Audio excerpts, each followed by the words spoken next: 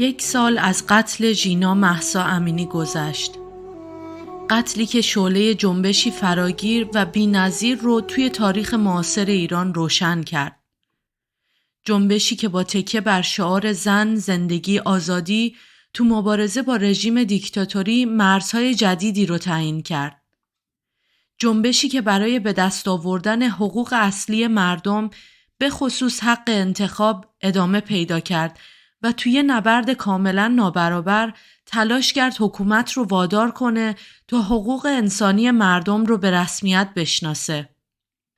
سال پیش عزیزان زیادی از دست دادیم و جای این مبارزین تا ابد تو قلب ما خالیه.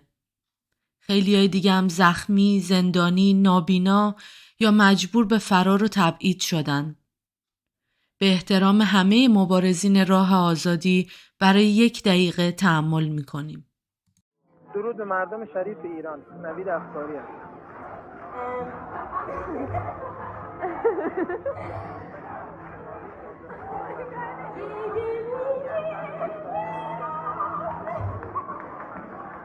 من توی 19 سال اینقدر کتک نخورده بودم که توی 12-13 روز خوردم. ببین میگم صدام در نمیاد اونقدر جیغ و داد کردم، ولی تا آخر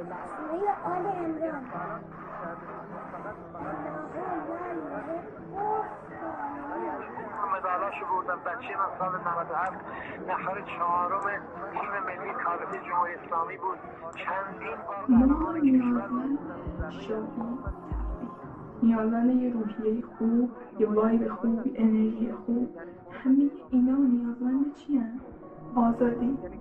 اینجا بحثمون یکم دارک میشه. شنیده بودم سر بیگناه پای دار میره ولی بالای دار نمیره، ولی دروغه.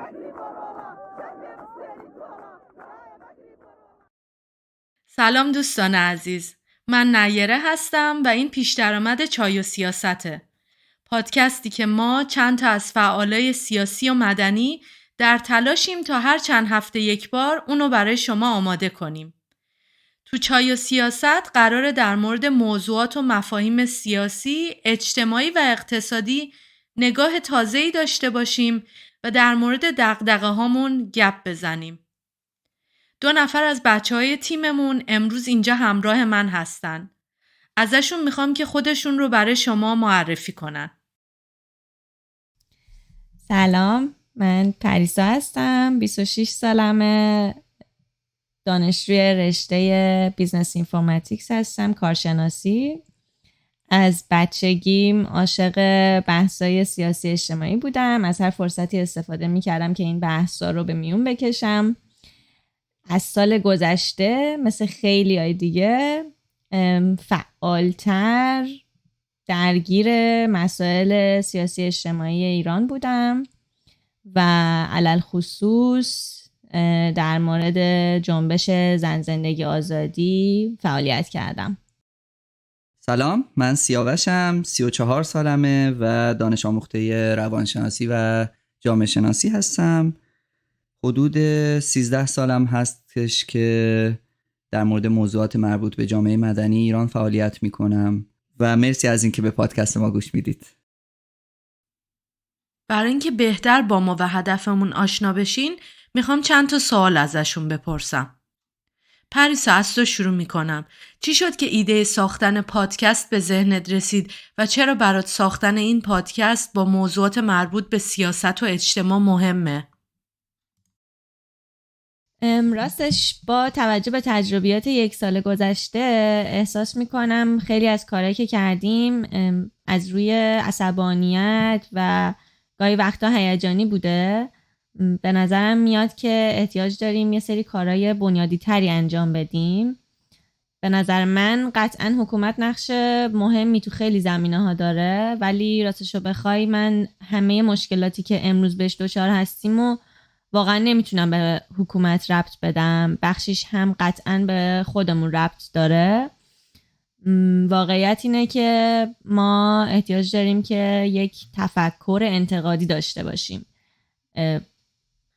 قطعا همه ما ضعف‌ها و کمبودایی داریم و فکر میکنم وقتش رسیده که هر کدوم از ماها نقش و سهم خودمونم بپذیریم و سعی کنیم که یه سری راه حلایی براش پیدا کنیم. این کمبودها و نقص‌ها توی خانواده، جامعه و حتی در درون تک تک خیلی از ماها وجود داره. یه وقتایی میبینیم که با خودسانسوری داریم تجربهش میکنیم، یا اتفاقاتی که میفته مثل قتل‌های ناموسی، مزاحمت‌های جنسی، اسید پاشی و اشکالاتی که توی کنش‌های سیاسیمون خودشونو دائم بروز میدن. در واقع نشستیم پیش خودمون فکر کردیم که چه کاری میتونیم انجام بدیم که یه کمی بنیادی تر باشه. با اینکه عده‌ای از ما افرادی که دور هم جمع شدیم دیاسپورا هستیم و شاید مستقیما با شرایط داخلی کشور دست و پنجه نرم نمی کنیم، ولی به شرایط ایران و حالا به جز ایران کشورهای منطقه خیلی اهمیت میدیم و دوست نداریم منفعل باشیم. حداقل در مورد خود من اینجوریه که دوست ندارم منفعل باشم. به این نتیجه رسیدیم که آموزش و ترویج مفاهیم سیاسی و اجتماعی و گپ و گفت سیاسی شاید الان یک نیاز اساسی برای خودمون باشه، مخصوصا این که حس میکنم کلن خیلی برامون سخته که راجع به مسائل حرف بزنیم. همین حرف زدنه برای ما خیلی سخته. دیگه این که راجع به این مسائل یک کمی عمقی تر مطالعه کنیم و بهشون بپردازیم. فکر کردیم شاید آدمای دیگه هم باشن که مثل ما باشن، بخوان توی این مسیر حالا با ما همراه بشن. اینه که دوست داشتیم توی این مسیر اول خودمون بیشتر یاد بگیریم و بعد از این که حالا تحقیق کردیم، مطالعه کردیم، یکم بیشتر مسائل رو بررسی کردیم، بقیه رو هم با خودمون همراه بکنیم. مرسی پریسا. سیاوش، همین سوال از تو دارم. راستش من فکر میکنم نکته‌هایی که پریسا بهش اشاره کرد خیلی مهمه. مشکلات جامعه ما، مشکلات امروزی جامعهمون رو نباید صرفا به دولت ربطش بدیم یا برگردیم همه این مشکلات رو برگردونیم به مسئله دین. اگرچه دین به عنوان یک ساخت فرهنگی نقش خیلی خیلی مهمی توی جامعه و شکل‌گیری واقعیت‌های امروزیش داره، ولی فکر میکنم اگر بخوایم صادقانه در مورد وضعیت ایران صحبت کنیم باید نکات دیگه ای رو هم در نظر بگیریم. این که نقش تک تک مردم، نقش تک تک کسانی که تو این سرزمین دارن زندگی میکنن چیه و تا امروز چی کارا کردن و چه کارهایی میشه اصلا انجام داد. اصولا من فکر میکنم که چیزی که امروز ما تو ایران باش رو در رو هستیم مجموعی از فرهنگ ها و تاریخ هاییه که از تک تک مردمی که تو این سرزمین دارن زندگی میکنن به وجود اومده. از طرف دیگه باز فکر میکنم مسئله‌ای که خیلی در مورد ایران مهم هست مسئله آموزشه. خود آموزش رو من فکر میکنم تنها راه حلی هستش که ما برای تغییر تو ایران در حال حاضر در دسترس داریم. در مورد آموزش فکر میکنم دو جور آموزش اصولا وجود داره. آموزش از بالا به پایین که خب از طرف دولت‌ها و صاحبان قدرت معمولاً اعمال میشه و آموزش از پایین به بالا. در مورد آموزش از بالا به پایین خب معمولاً اینجوری هستش که دولت‌ها با توجه به توانایی‌های مالی و رسانه‌ای که دارن و سیستم آموزشی که در دسترس دارن میتونن در طول سالیان ممتد یک تغییر مورد نظرشون رو ایجاد کنن. ولی من فکر میکنم این تا حدودی میتونه خطرناک باشه و جامعه نباید به صورت بی تفاوت به دولت نگاه کنه که دولت ها براشون تغییرات رو اعمال کنن. از این نظر من فکر میکنم باید به آموزش از پایین به بالا پرداخت و این دقیقاً نکته‌ای هستش که دغدغه منه و حالا ماهایی که اینجا جمع شدیم من فکر میکنم در تلاشیم که بتونیم خودمون این وضعیت آموزشی رو به وجود بیاریم. فکر میکنم بهترین مسیر برای تغییر توی یک کشور میتونه این باشه که تک تک افراد اون جامعه از حقوقشون به عنوان شهروند مطلع بشن و تنها در این صورت هستش که این آگاهی میتونه ما رو به مطالبه گری و تغییر برسونه. فکر میکنم کاری که داریم ما انجام میدیم هم در نهایت این شکلی خواهد بود، این که ما از طریق این پادکست بتونیم در مورد مسائل جزئی تر خیلی جدی بحث کنیم و خیلی منتقدانه بهش بپردازیم. مرسی سیاوش، خیلی هم عالی، به نکته‌های خیلی خوبی اشاره کردی. فکر میکنم که حرف دل خیلی‌ها رو زدی. سوال دیگه‌ای که دارم در مورد اسم پادکسته. میشه بچه‌ها برای شنونده‌ها توضیح بدین چرا اسم چای و سیاست رو انتخاب کردین؟ چایی به من حس خوبی میده، یادآور تمام خاطره‌های خوبه برام. حس این که میشه و میتونیم دور هم حرف بزنیم، با این که سیاست و موضوعات مربوط بهش بحثای تند و تیزی هستن، ولی چای به من این حس رو میده که همچنان امکانه این که بتونیم به هم گوش بدیم و در یک صلح با هم گفتگو کنیم وجود داره. مرسی سیاوش، جوابت خیلی جالب بود. پریسا نظر تو چیه؟ خب چایی برای من یکم آرامش بخشه، با اینکه سیاست و موضوعات مربوط بهش بحثای خیلی تند و تیزی هستن، شخصا وقتی با یه نفر دیگه در حال چای خوردن حرف میزنم به نظرم آرومترم و میتونم بیشتر گوش بدم. چقدرم که سخت شده به نظرات مخالف گوش دادن این روزا. دیگه این که برای خود من سیاست تو خاطراتم انگار یه جورایی به چای وصله و گره خورده بهش و اینکه یه حس نوستالژیک بهم میده. مثلا تو مهمونیامون وقتی که دیگه شامو میخوردیم و نوبت چای بعد از شام میرسید، انگار تازه زمان این میرسید که وارد بحثای جدی تر بشیم.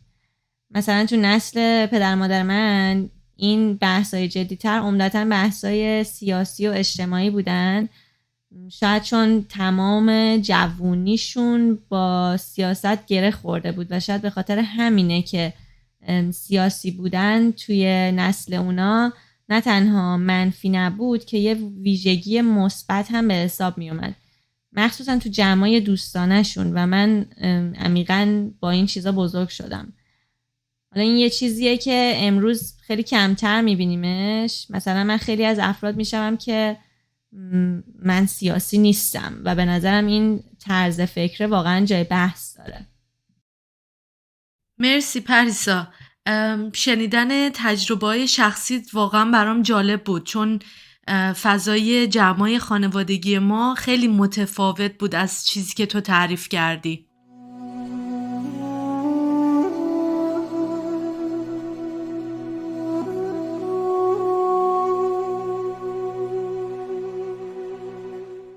سرنگونی رژیم دیکتاتوری مثل جمهوری اسلامی نیاز به مشارکت مستقیم و مستمر درصد بالایی از جامعه داره.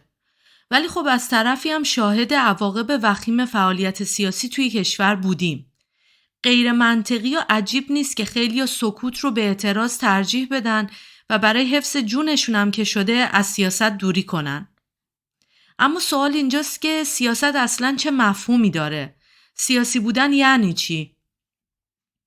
نظریه پردازا و فیلسوفای زیادی در طی تاریخ تعبیرهای متفاوتی از سیاست ارائه کردن.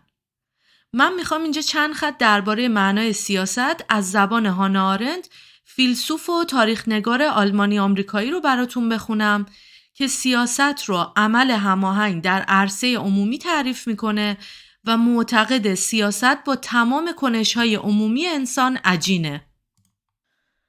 هانا آرنت می نویسه که این مفهوم از سیاست دقیقاً به دلیل تمرکز بر تعامل میان شهروندان آزاد و برابر مهمترین شکل فعالیت بشر است. این سیاست به زندگی معنا می دهد و یگانه و متمایز بودن زندگی انسانی را تصدیق می کند. بنابراین سیاست جزو انفکاک ناپذیر زندگی بشری و حتی میتوان گفت مهمترین ساحت آن است. انسان گریزی از سیاست ندارد و عبارت من سیاسی نیستم خود گونه انتخابی سیاسی است. البته مفهوم از سیاست را نباید با عضویت و هواداری از احزاب سیاسی اشتباه گرفت.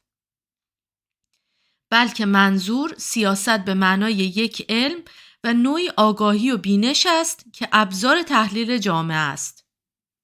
از این منظر سیاسی بودن یعنی داشتن آگاهی و خنثی نبودن در مواجهه با پدیده‌های اجتماعی.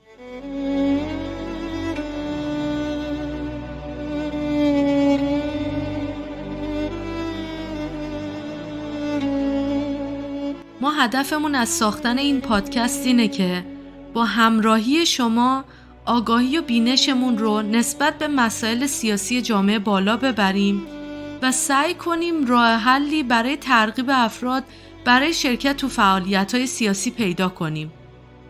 و سوال آخرم از شما: برای شما سیاست و سیاسی بودن چه مفهومی داره؟ چه کارایی رو فعالیت سیاسی میدونید؟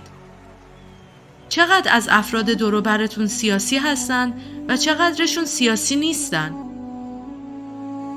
مرسی که به ما گوش دادید.